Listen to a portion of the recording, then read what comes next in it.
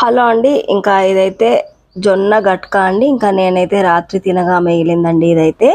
ఇంకా దాన్ని మర్నాటికి వేస్ట్ చేయకుండా బలవర్ధకంగా రెడీ చేసుకోవడానికైతే ఇంకా నేనైతే ఒక రెసిపీ అయితే తయారు చేస్తున్నాను దీన్ని. ఇంకా ఎవరికైనా కావాలంటే తెలియని వారు ఉంటే ఫాలో అవ్వండి. ఇంకా ఏం లేదండి, అందులో తోడు వేసానండి. ఇంకా పెరుగు తోడైతే వేసేసి గోరువెచ్చని పాలైతే అందులో వేసేసాను ఆ గడకలో.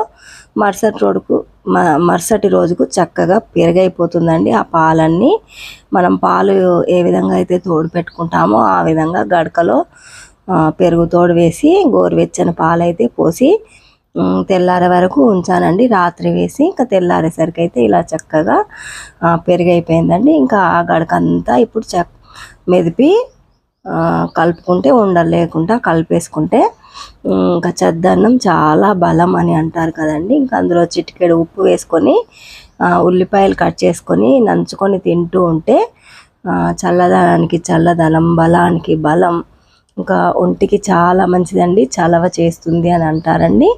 సేమ్ ఇదే ప్రాసెస్లో అన్నాన్ని కూడా చేసుకోవచ్చండి. మరి ఈ ఐడియా మీకు నచ్చిందని అనుకుంటున్నాను.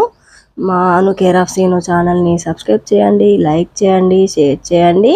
నెక్స్ట్ వీడియోలో మళ్ళీ కలుద్దాం.